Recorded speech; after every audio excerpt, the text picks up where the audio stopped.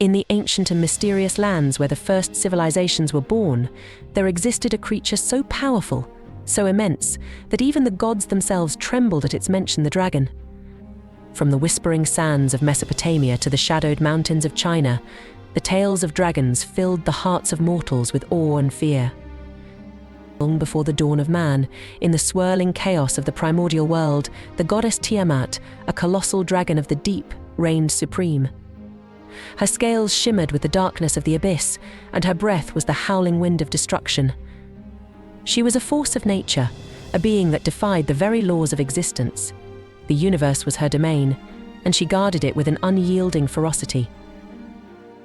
But in the heart of this swirling void, something stirred a spark of defiance. Marduk, a young and ambitious god, dared to challenge Tiamat's reign. The battle that ensued was like none the cosmos had ever witnessed. Tiamat's roar echoed across the heavens, shaking the very foundations of the earth. As she lunged to devour him, Marduk, with a desperate and powerful strike, unleashed an arrow that pierced her heart. The great dragon let out a final, terrifying scream before her massive body collapsed, lifeless, into the void. From her corpse, Marduk shaped the earth, giving birth to the world as we know it, a world born from the belly of the beast. Yet, this was not the end of dragons. Far from it. In the deserts of Egypt, another serpentine horror slithered in the darkness. Apep, the serpent of chaos, threatened to engulf the world in eternal night. The sun god Re, knowing that the fate of the world hung in the balance, faced the beast in a daily struggle as the sun dipped beneath the horizon. The clash was relentless, and with each nightfall the world held its breath, wondering if Re would rise again. But Re, with unwavering determination, slayed Apep each dawn, ensuring the return of light to the world. But the tales of dragons were not confined to the sands and stars.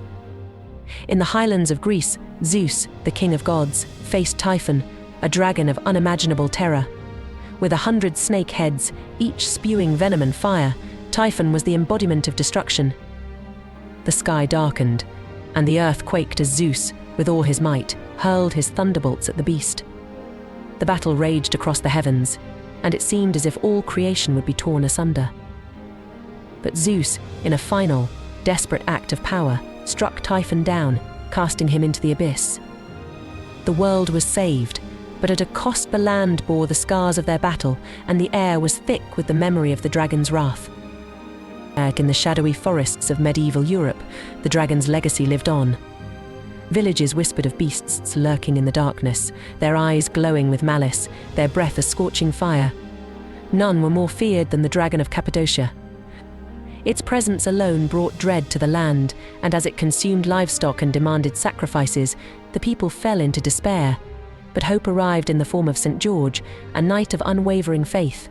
Armed with nothing but his sword and his belief in the divine, George faced the dragon. As the creature reared back, its jaws wide enough to swallow a man whole, George struck a single, fatal blow that brought the beast to its knees. The village was saved, but the shadow of the dragon lingered, a reminder that evil could be vanquished, but never truly destroyed.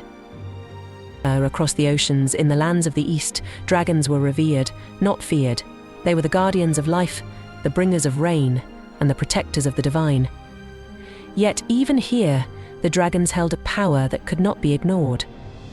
In China, the dragon kings ruled the seas, their wrath capable of drowning entire kingdoms.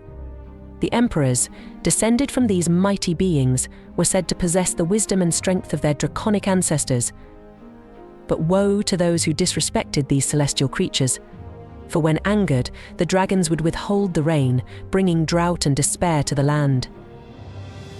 In the hidden valleys of Japan, Ryujin, the dragon god of the sea, guarded the tides with a careful watch. His daughter, Otoheim, a princess of ethereal beauty, fell in love with a human, drawing the ire of the other dragons. The tension grew as Ryujin's subjects questioned whether the love between a human and a dragon could ever bring anything but sorrow. The seas raged, and the skies darkened as the dragons debated their fate. The stories of dragons echo through the corridors of time, each tale more harrowing than the last. They are the guardians of ancient wisdom, the harbingers of doom, and the protectors of life. To face a dragon is to confront the unknown, to challenge the very fabric of reality.